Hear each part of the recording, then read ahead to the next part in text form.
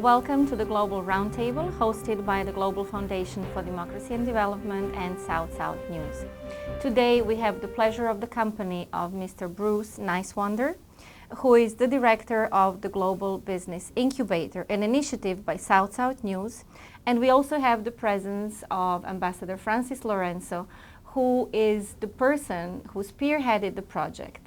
So today we are going to talk about the Global Business Incubator, a very recent initiative by South-South News, but that has been extremely dynamic and very productive in just a few months of its existence. Thank you for coming over, Mr. Bruce Niswander. It's a pleasure to have you here. Thank you much for having me. I enjoy the opportunity to talk about what we're up to. Thank you so much. And I might say that this is a very appropriate time to talk about business incubation, because we know that recently and right now and probably in near future, the whole world has been very impacted by the global financial and economic crisis. According to the United Nations statistics, between 2007 and 2009, at least 30 million jobs have been lost. And we know that the developed countries will be developing only at 2% of economic growth in the next few years, or maybe even less. And it has affected developing nations even more. The Global Business Incubator states as its mission to facilitate government and private sector the opportunity to build capacity to leverage innovation and creativity in achieving the MDGs.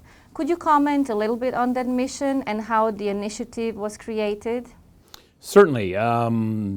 Through work that I had done previously here in New York City with NYU University, it became increasingly apparent that the driving force behind simple small business and job creation was the idea of empowering individuals to understand how to do it, understand the process by which they themselves can participate, the importance of entrepreneurship, not as a simple subject of creating a new company, but as a way of thinking. And so it was this combination of different forces and factors that began to be apparent, and as we harnessed them together here in coordination with Mayor Bloomberg's initiatives, we began to produce some very incredible results.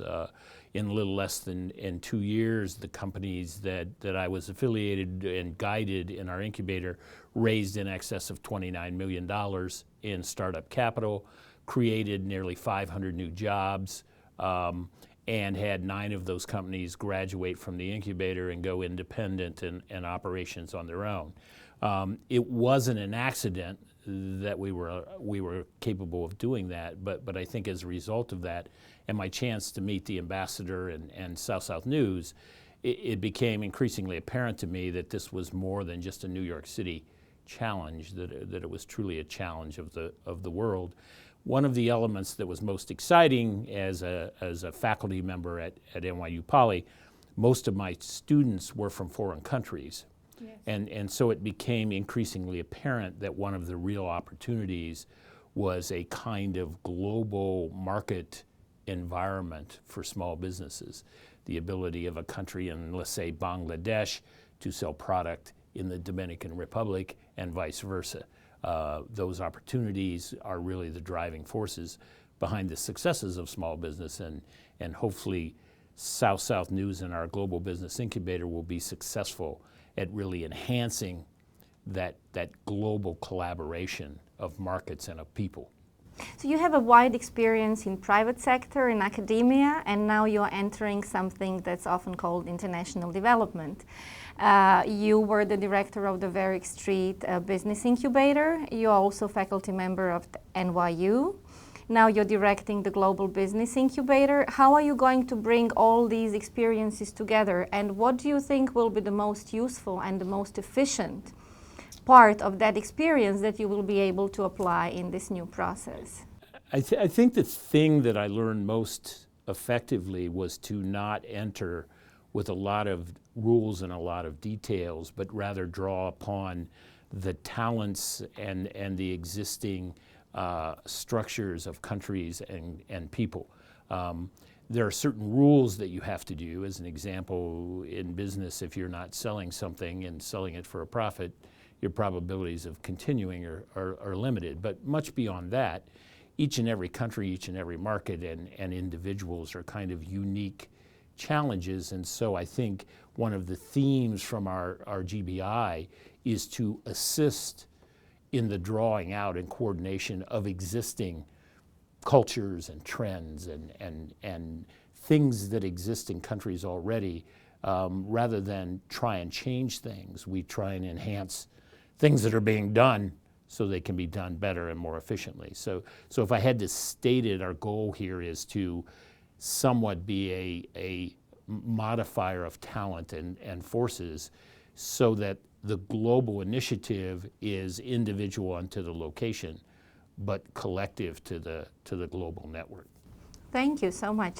And as always, we have multiple questions here from our GFDD team. Asuncion has a question for you. Sure. Excellent. Dr. Niswander, could you explain to us the thematic and geographic scope of this new initiative, the Global Business Incubators? Well, it was interesting when I met the ambassador and the focus of South-South News, which was on assisting, an identified group of less than developed countries and helping them advance. Our focus is for the most part, those countries that are in the categories of maybe focusing on the opportunity and the need to develop most, so the South-South organizations. However, as a result of my efforts and my works with large countries and large companies, we also are being pursued fairly aggressively from a large Russian group and as well in China. And so the theme of this empowerment for jobs doesn't limit itself to those, smaller, lesser developed countries. It's everywhere. But so our focus is global. I think our thematic is a couple of elements. It's entrepreneurial thinking and living, not just starting new companies, but helping existing companies think creatively so they can be more competitive. We have a second sector, which is education, and we call it skills transfer. As an educator, one of the elements that I identified very early on, and am somewhat frustrated with the education environment, is that if you don't focus on the skills that are needed in the commercial marketplace, it makes it very difficult for students to find employment, because employers are not going to hire people just for the sake of hiring them. They need them to have skills that produce real benefits. And so one of the thematic focuses of our effort is on skills transfer. And is a subset of the skills transfer, one of the things that I've identified in the course of my entrepreneurial existence and my professional activity is the source of these skills should come from an area that right now is too often dismissed. And those are the aging and the retired people who've lived a life of experience, who have the kind of knowledge that they can pass on, but for a variety of reasons, they aren't focused on as a resource. And I happen to believe that that resource is one of the most fertile areas for us to look at promoting skill transfers in countries. If I come into a country as a U.S. English person, the people may or may not understand and or believe what I'm saying. Yeah. But if I am working with a group of retired, successful business people from that culture, who they themselves have experience and things to pass on, then I think you'll see that the efficiency and the impact will be great. The other thing is as a son of a rapidly aging father, I find the wisdom that he transfers me now in his life is somewhat overwhelming, and I think that should be the case around the world rather than the exception. Mm-hmm. So we have education, and then the last thing is in the area of marketing and selling. At the end of the day, it comes down to all of these initiatives and all these activities have to find buyers for goods. Interestingly enough, those markets are available everywhere in the world. So it's not just, as an example, I had a large group of Saudi Arabian women in my class who created products that were focused specifically on their marketplace in Saudi Arabia, but when they began to learn the rules of empowerment of women around the world, suddenly there were 15 or 20 markets for their products and services that were very attractive, not just in the Saudi Arabian space. So marketing and selling, the third leg of the seat, it's critical. Why? Without benefits, this idea won't hold together. There has to be commercial and financial impact to all of this. I love the programs that are being funded and things around the world, but as a 7-time entrepreneurial startup guy myself and somebody who spent my life kind of creating my own road, no matter what it is, it still has to produce the revenue and the resources to keep it alive. And that's where profits and revenue come in. So that's a key ingredient. And so if you tie them all together, the biggest force we want to communicate to the people we're working with is effective collaboration. So it's collaboration of universities and educators, it's a collaboration of governments, it's a collaboration of professional service providers, and it's a collaboration of existing profitable businesses. Those forces have to come together and see a win for them as well as for their people. If you don't do both, the chances of it really picking up momentum are slim. And I say that not from the fact of anything other than life is about limited amount of time and the ability to maximize the amount of dollars you can generate, and so you have to keep that in mind. Just one last item, and I've spoken this many times to the mayor of New York, who interestingly enough has a $60 billion budget here in New York City. And the suggestion was that if New York wanted to really create a dynamic small business environment, maybe they should consider dedicating a portion of those $60 million in annualized purchases to buying products and services from their small businesses. Produced in New New York. Correct. And how do you do you include innovation in your formula? Absolutely. How does it play out? Well, in the education area, okay, in the innovation, the key to a successful business of any type is to be able to see an opportunity. So innovation could be something as simple as the coating on the surface of this table. Is there a more efficient or effective way to do that that might do it for either? And in my class, I reference as factors, functions, and features in the innovation. Factors are, can you do it cheaper? Can you do it with more style? Can you do it faster or more simplistic?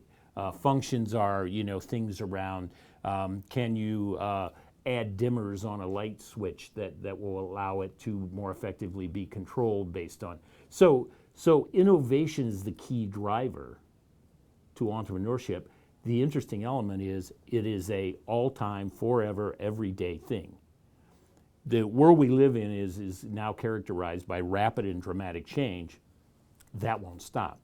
So what people have to understand is in order to be successful, in order to be empowered in the world they live in, they need to constantly be looking at things for improvement, enhancements, making them better. Whether they're working for a large company, a good example is the current messages coming out of Detroit in the New York auto industry, where the unions and the people actually got together and began to address the fact that they needed to produce better cars for lower costs.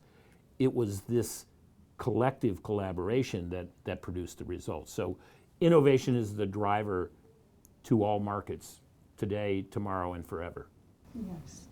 Could you comment maybe on some areas, geographic areas, or maybe areas of production or work or study that the Global Business Incubator has already started to work in? Yes. Well, one of the areas I was lucky in that one of the incubators I started was in the area of renewable energy. I started in partnership with a company, the acronym NYSERDA, New York State Energy, Renewable Energy. Anyway, in the area of renewable energies and clean technologies, one of the things, if you think about it, if you're going to create jobs and sustainable businesses for tomorrow, your focus should be on something that that simultaneously is going to provide maybe some other benefits. So one of the areas we'd like to hope to say is that we can develop viable, sustainable businesses in the area of renewable energies and clean technology. It could be something as simple as a modification to an apartment environment that helps people save energy that they get the direct benefits from. So energy, sustainable tourism, we're looking at areas that are already in existence in the areas that we're focusing. So all of the creative subject areas, fashion, food, areas where people in lesser areas still possess these skills, knowledge, and awareness. No matter where you go in the world, and unfortunately or fortunately, I haven't visited some of the harsher places in the world, but most of them, when talking to people about them, they still have an element of style.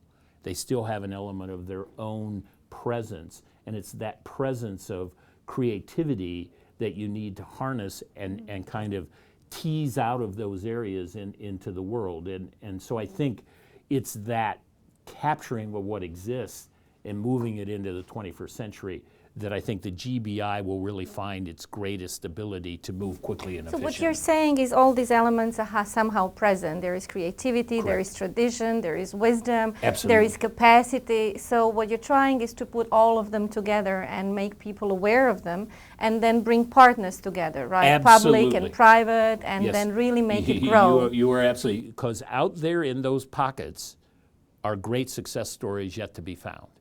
And so the modern technology and what we're doing at GBI lends itself to making that happen. And so the belief is, at least my own personal belief, and I'm trying to convert as many people as I can, one of the biggest drivers in the success of GBI will be the early success of the people we work with. Yes. To the extent they show promise, it will provide amazing impact on the attitudes of individuals about the promise of tomorrow. Because in the end, we all know when you wake up in the morning and you have hope, it's a good day. It's a good thing. If you wake up in the morning and you don't have it, it's going to be a bad day or maybe less. And so the idea here is to send a very simple, a very basic message. It's not political, it's not financial. It's empowering individuals to understand how they themselves can take on the world and win at it. And so that's probably more than anything what GBI is focusing on. Thank you. Margaret Hayward has another question. Yes, Doctor, could you comment on the strategic process that GBI implements to develop private-public partnerships? That one right there is the key, and it's a tough one, and the nicety of one of the elements we're working with so far at GBI is the tactics of the public-private partnership need to address, as I've already stated, kind of a multiple player collaboration. It has to be clearly understood the benefits that will be realized by all of those who are collaborating. Okay, so everybody in the mix, there has to be something for all of them. Okay, governments have to win, professional service providers have to win, universities have to win if they're going to play. And so it's this kind of detailed communication of the beneficial impact understood by the people you're asking to play that will be the driver in successfully doing these public-private partnerships. So an example might be if you could get an education environment that was driven and supported by existing experienced people who are trained and educated on how to deliver messages to their own people. You have education at a lower price, you have efficiencies pick up in the ability to communicate. When those jobs that are then created are translated, and I've done this often here in New York, one of the elements I did was I would go around and survey our members and say, okay, you raised $29 million, how much did you spend on salaries? So there was roughly somewhere between $16 and $19 million spent on salaries. Then I very quickly did the math as to the tax rates on individual earnings in New York City, which translated into slightly over $1.1 million that these people paid the city in income taxes. So back to your point, the way I convinced the city was to educate them on the financial bottom line, which for them was 1.1 million in tax revenues for the 80 or 90,000 that they provided me to start the incubator. So it's that clear understanding of impacts for all the players, okay? And it has to be that way. You can't expect lawyers and accountants and finance people to participate if all you're asking them to do is give away their services. But if they have an opportunity to participate in a really exciting new growing business, which then adds to their bottom line, everybody kind of gets on board and begins to play the game. So it's a bottom-up kind of tactic, empowering the individuals and thus empowering the collaborating parties. So let me ask you another question. We are talking about private sector, academia, education, public sector.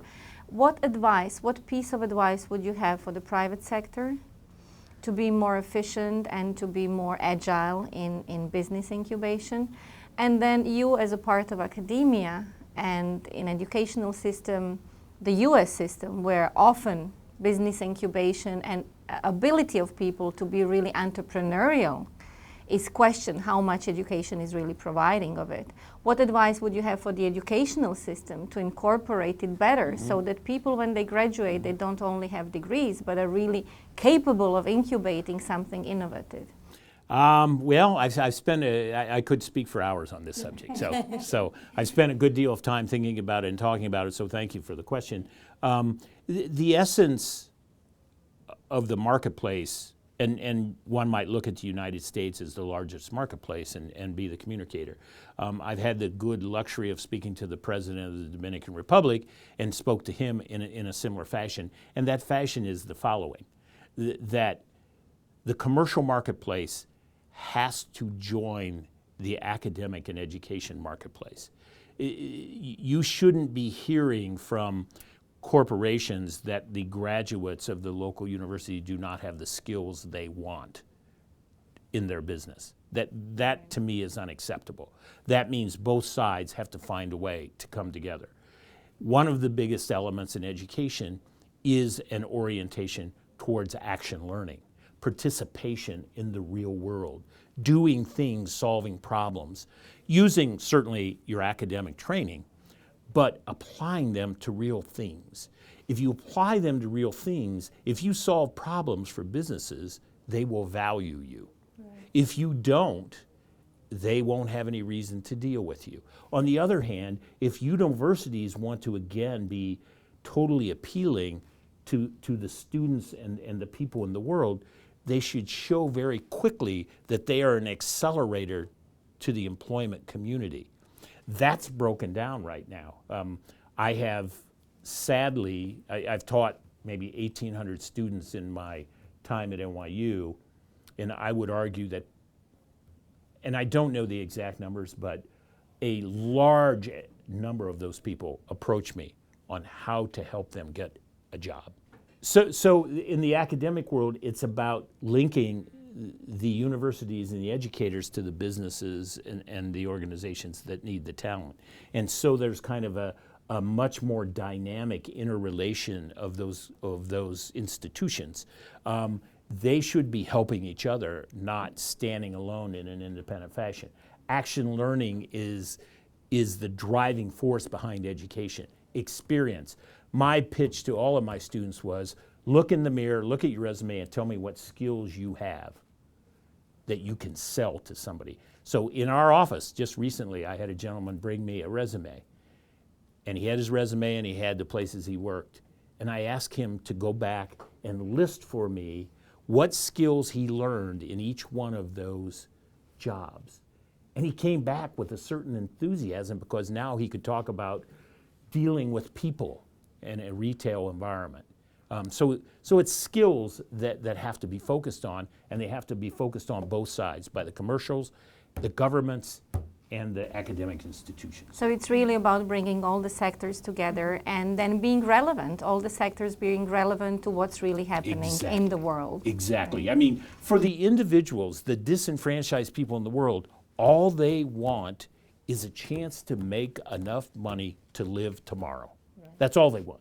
A very simple thing. So if we approached our situation by viewing them as a leverageable resource that we could put together in some way, shape, or form, now everybody's thinking the right way. You don't think about, can the government give me money? What you should think about is, can the government help me achieve the skills I need to earn a living in the world we live in? And that's the goal. Well, thank you so much for that, Dr. Niswander. And so this is what about Global Business Initiative is about.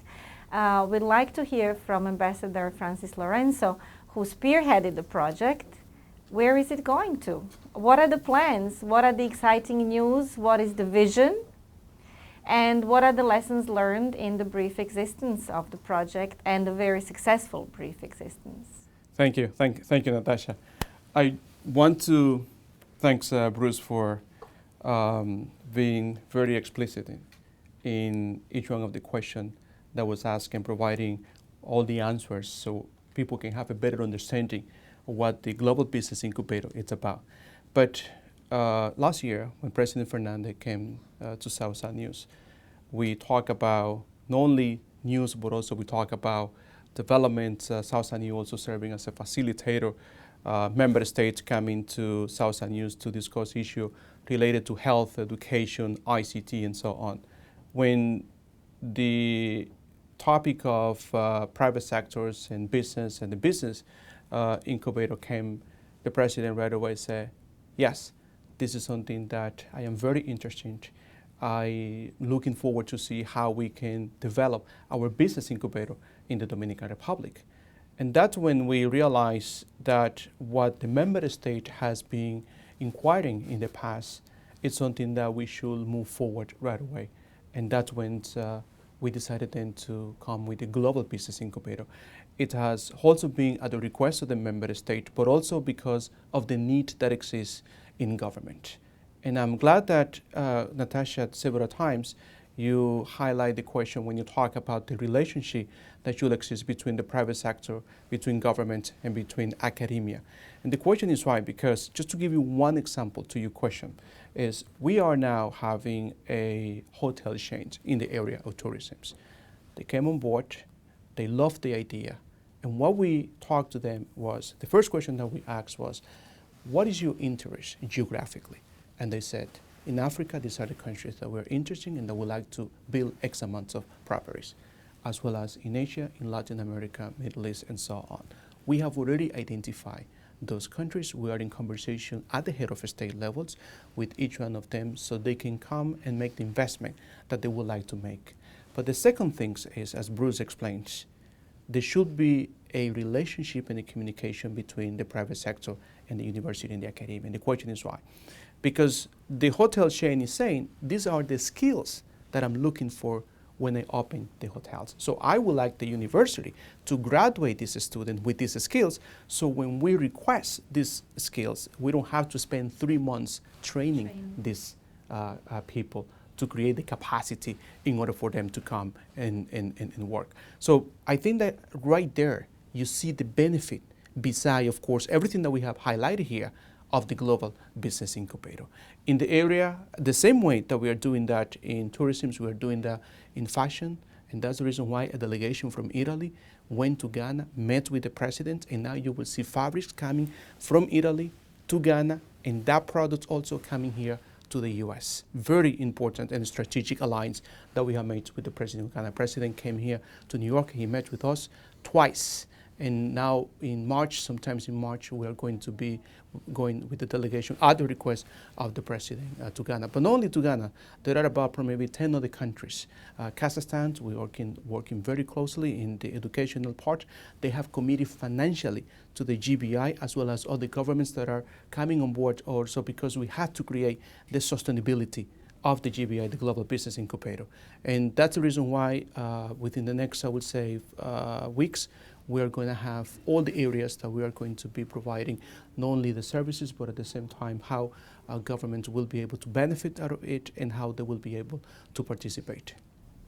Well, thank you so much, Ambassador Lorenzo, and we are really impressed. Congratulations on your wonderful start, and thank you so much for bringing prosperity and knowledge and bringing all the sectors together in collaboration, and we are looking forward to hearing news on your future projects. Excellent, and I can only encourage you to help us by getting the word out for us as well. So We so that's definitely will. We And finally, definitely Natasha, will. I have to say that it was President Fernandez' visit to South New that gave us the push when he said, this is something that we really has to develop in the Dominican Republic. That's when we really understood and realized the need that exists and said we had just to move forward with this right away.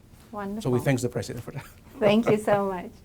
Thank you. Thank you, everybody, for watching the Global Roundtable. And today we had the pleasure of listening, hearing, experiencing a Global Business Incubator. Thank you so much.